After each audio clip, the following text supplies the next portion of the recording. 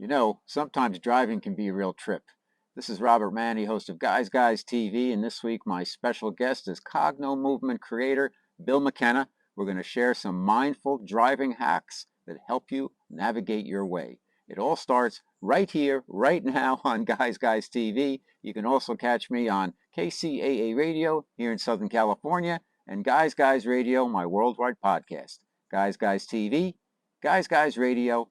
Thanks for your support. Okay, Guys Radio, my special guest is my friend and teacher, Bill McKenna. Bill developed the Cognomovement System, which works with your brain functioning and perspectives. And Bill will explain it to us a little bit better than I will, but it works. And he's worked with me a number of times, and I've seen amazing results in my cognitive abilities. And Bill's also an author. He wrote a wonderful book called The Only Lesson, and it's all about love. And he's a friend since I've moved out here to Southern California. I'm so glad I've met him. And I love having him on the show because he's going to take us through a number of practical tips from the masters that'll help us in our everyday lives. Welcome back to Guys Radio, my friend and teacher, Bill McKenna. How are you, Bill? Oh, great. Thank you, Robert. So excited to be back again. Good to see you. Tell everybody about Cognomovement, about exactly what that is, because that's really your main system that you're working with right now these days and teaching people all around the world, professionals and lay people. Yeah. So this is really something interesting. What we have is a modality that we basically have found a way to eliminate your automatic responses, your unwanted automatic responses in your life. And all of us have so many automatic responses, right? We get up in the morning and we have the same routine, right? Or people say this to us and then we feel this way and say that. Whatever it might be, from food to drink to shame, guilt, grief, humiliation, fear, resentment, you name it. Imagine not having any of that in your life. What would your life be like if you had no fear? And it wasn't like you were trying to be strong or anything. It's just literally you just was like not feeling that. Mm-hmm. And it's not that you lose your discernment. You still have that, but you just don't have those automatic reactions. Now, these are just natural neurological responses that we have found a way to exploit. So that's what Cognomovement is all about. And Bill also went through kind of a reawakening, if you will, a transformation based on some experiences in his life. And I think your crown opened and you got a lot of downloads and you have a lot of information from your training in spiritual unfoldment. And Bill's going to share with us today some tips that are practical to help us in everyday life. Because sometimes we think about spiritual unfoldment and people think, oh no, it's all going to be all woo-woo. No, but there's a practicality. So is that correct, Bill? And we can get into some of those now. Yeah, I had the good fortune of, when the student's ready, the master appears, and I just had the good fortune of that. And I guess one of the things that came along with it is these practical tips, these secrets that really make life so much easier. Ridiculous things like, getting somebody to stop tailgating you. Okay, let's get into that one. Let's start with that one. Everybody drives, particularly here in Southern California. Maybe not everybody, but most people out here at least drive.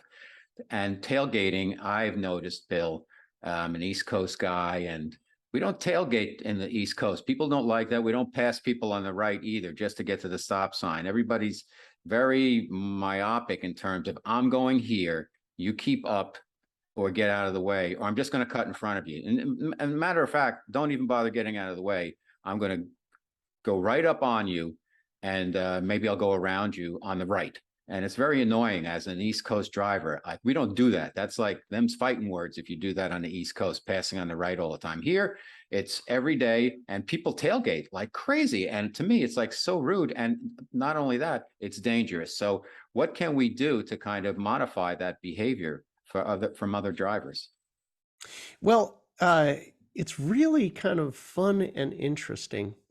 It turns out that your subconscious recognizes things that your conscious mind does not.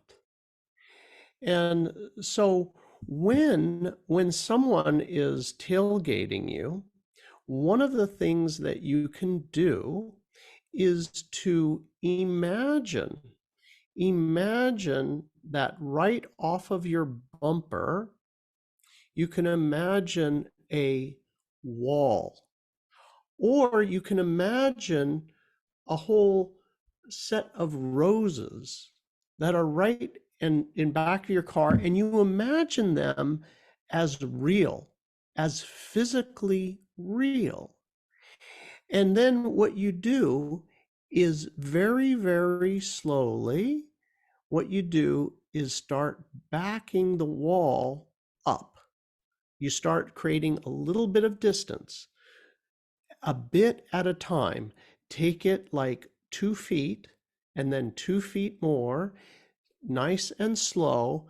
And what you'll find is the person will start backing away and backing away and backing away. You just keep backing the wall up. Now, it's important that you imagine this wall or these roses as literally solid. Now, here's the amazing thing. When I say that the subconscious recognizes what the conscious mind does not, we, like as we grow up, we forget. Now, I had a teacher of mine, Christmas party, and there was a foyer as you go into the house, and in the foyer, she had put a huge golden rose. She imagined a huge golden rose in the foyer and imagined golden lines going out from every corner to the corners of the room and grounded into the ground. What the intention of that particular rose was that she was grounding out everybody's negative emotions, all of their fears before they got in the house. If they passed through the foyer, they just ground all the negativity out so that the party inside will be really fun. Well, as it turns out, a little 3-year-old is with the parents as they come in. These are a guest, comes in the foyer, and the kid comes in the foyer, and he's, oh my God, wow, wow. And the parents are like, and he's looking up, kind of towards the ceiling, and he's, oh my gosh, look at that. And the parents were like, what do you, what? The rose, it's huge. He could still see. He could still see. And this ability to see is typically until a person reaches the age at which they begin to read, or if they play too much with the video games, they start to lose it. Mm-hmm. There's something about the eyes and its movement in reading that causes that ability to go away, along with some other abilities. Mm-hmm.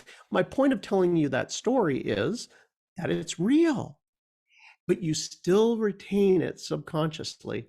So just back the wall or back those roses up, and you'll see the person backing away. It's an amazing tip. It's so that's that is how you do that technique. So it's really amazing. And again, this is for safety. We're not telling, we're not doing anything to the other vehicle. We're sending, subliminal, subconscious information there, and their subconscious is feeding off that, and that'll slow them down and drive less dangerously. It's not really, we're not pushing them back. They're just going to slow down because there's this row of roses in front of them. They're not going to see the roses per se, but there'll be something that keeps them to slow down a little bit. So we're not physically doing anything to impact their driving. but it's just a subconscious way of putting protection out there for both vehicles. Yeah, right, that's a safety concern, right? You should have some distance in between your cars, and some people Absolutely. get, you know, so what happens is basically they can feel and see this subconsciously, and it creates some angst. I am too close. And it's like, uh-oh, I'm still too close. I really need to slow down, right? Because their subconscious is picking up that there is something, right? Yeah. So it's a good thing. Yeah. It's for everybody's safety. So we're still in the car. Let's do a couple more there. So what I do is when I want a parking space, is I ask my guides and say, thank you for getting me a parking space right up front. And I used to be timid and like I'll take the first space I see or park in the back and we'll walk a long way. And now I go all the way to the front and just assume that there's going to be something there. And if there's not, then I'd go in the back. But I can tell you, I go up to Grand Avenue in Carlsbad. I've been up there about 10 times, and you'd think there's no way you would ever get a parking space. And we get one to then go to the beach there. Every time we get one right up front, and now my son does it. I'm like, Sky, get us a parking space. And he said, oh, Dad, I just felt chills come all over me. I'm like, wow, this is great. And we always get a spot. So what would be your technique? Would be something different than this for getting a parking space? So there's a number of different ways to do the parking space, getting a parking space. So at the first stage of getting us parking space, we're in the very much in the density of this third dimension. We're very physical. We literally look with our eyeballs. We drive down one street, we drive down another, and we physically look for a parking space, right? We try to use our logical mind, like, well, probably more parking space logically in the front than in the back than the front, right? So logically, maybe we go to the back, right? If we're out there trying to get a parking space. So that's the very first level. The next level is where you begin to ask, where is the open space? And you just blank your mind. You blank your mind as to where is it? It's a question. So you're now, instead of looking, you're asking a question. Right. I mean, you're focused on your driving. You're focused on your driving. So let's be careful. Right. Yeah, okay. We're gonna. Yeah, you don't blank your mind where you're not aware. Yeah, it's I would say letting go of the looking for the parking space. Got it. And begin to ask a question. And then but if you notice there's something that prevents you from manifesting a parking space. And that has to do with wanting.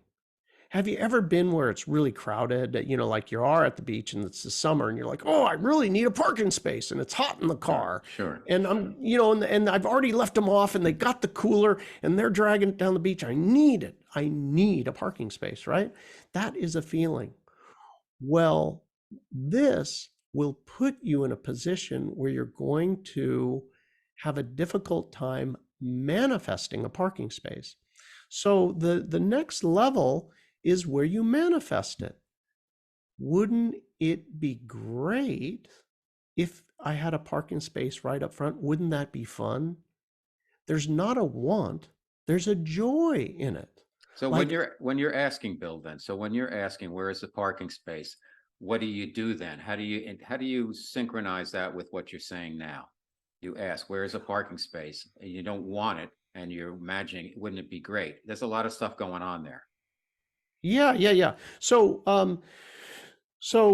if you're like, when the second stage where I'm asking where is the open parking space, if you just simply imagine the area around you, right? It's like, oh, 1 block over, left-hand side.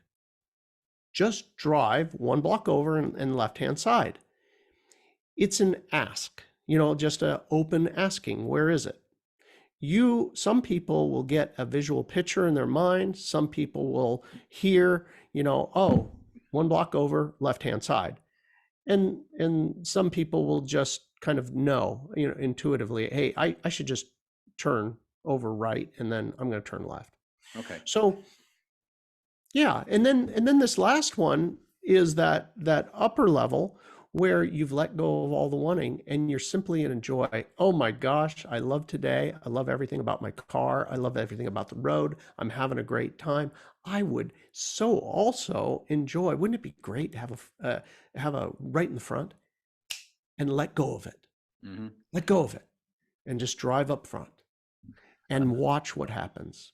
A lot of times people, when you ask, okay, where is the parking space? And they get some information and it takes some time. It's just like with meditation, where you get some monkey chatter and you don't know if you should trust it or not. Any advice to our audience out there in terms of how to hang in there when because you have to really learn how to do this without trying to learn, in terms of getting the information from the subconscious or from source or whatever, because a lot of times people overreact and say, that's just crazy stuff in my head. I can't, is that me? Or is that just stuff I'm imagining? Your confidence builds over time. So the litmus test is your actual experience. Notice how you feel in your physical body when you get the information. Where do I have a sensation in my body, and what is that sensation? Just notice. It'll be subtle, but notice it, and then go to that place. And is it correct? Is it correct? Is there one there or not? What'll happen is, over time, you'll begin to notice particular sensations, or there'll be a particular tone to the message, and then you'll be able to trust that, so that, like you say, at this point in time, you've gotten 10 times, you're down at the beach getting a front row space. Now you're onto it. Now you know how it feels when you do that. And when you're doing this, it probably doesn't feel like that strong sense of I want, right? No, it's an at this point, it's expectation that I don't have anxiety anymore. And the fact that No I have anxiety. a 9-year-old with me who's doing it, I just turn it over to him now. I'm like, Sky, we need a parking space. And if he's vibing on it, I'm like, okay, we're good. And we always get one. So let's do one more, Bill. Getting the green lights, driving in California. And again, most of us are driving a lot out here. And green lights are an issue, of course. And some of the lights are really long. And so you want to keep flowing. What's a good way to send out the right vibe to get those green lights? Oh my gosh. So I got to tell you a story, because you'll actually be able to get this. So where Filippi's Pizza is in Little Italy, where you used to live? Yep. You know where the ballpark is downtown? Sure. How far, how many stoplights are in between the two? Uh, A lot. yeah. I It's was thinking not a at few. least, yeah, to like probably 15, maybe. 15. So my wife wants pizza, and I'm in Little Italy. I said I picked up the pizza, and I was like, wouldn't it be so fun if I could get this pizza hot to her, right? So there's these 15 stoplights in between, and this is a downtown situation, right? And what I did is I simply had only one thing on my mind. I had the joy. I was thinking about the joy of this experience, right? So I'm in a happy space, right? And then I only had one thing. I just saw green lights the entire way. And I literally just saw that in my mind, that every light, when I get to it, will be green, Now, right? did you have to, a lot of times when sometimes we'll say, wow, I got every green light, and you're flowing, you're at a certain pace that's in Right. line with the lights. Do you factor that in, or do you just drive and No, expect? no, don't try and, if you try to logic it and that sort of thing, I know that seems like the reasonable thing to do. Get to 42 miles an hour, right? Right? Get to 42 miles an hour and stick there, right? Well, some of these have, the not only, it's not just a straight four-way stop, you've got the turn signal stop as well. So it's dynamic going four ways, right? So what you do is you let go of everything because you try not to control. I did not try to control anything. I merely saw it as green. I didn't want it to be green. I wasn't afraid of a red light. I simply saw it as green. I didn't try to adjust my speed, decrease or increase. I was just, it's green, it's green, it's green, it's green. Ah, how fun. Everything is great. I love it. The pizza's hot. I'm enjoying myself. Whatever, how many ever lights, at least 15, lights all the way home. And this is, by the way, turning as well. These are turns. It's not a straight Amazing. line. So you've got to give, in conclusion, and my special guest on Guys Radio here, Bill McKenna, the creator of the Cognomovement System. I would assume, Bill, that we have to give ourselves time. We can't be too rough on ourselves as we're learning how to let go and how to do this and how to flow and how to work with the energy that's out there. Because a lot of people will, you hear people say, I tried to meditate, using the word tried, which is not a good thing. I tried to meditate, but then my mind, I can't stop my mind. How many times have you heard that? So when we're doing this, I think, correct me if I'm wrong, it's important to know that it's a process, but it's an unfoldment also, that we have to give ourselves the opportunity to be able to enhance our abilities that are God-given, that are inside us, to bring them out. Yeah, yeah. You know what? Here's the deal killer. Taking it too damn serious. Just enjoy it and have fun. The whole thing with the stoplights is like push-ups, right? It's an exercise. Just look at it as, you know what? Every day you have a chance to do the exercise. Who doesn't love a green light? I see the green light. I don't want it. I just see it.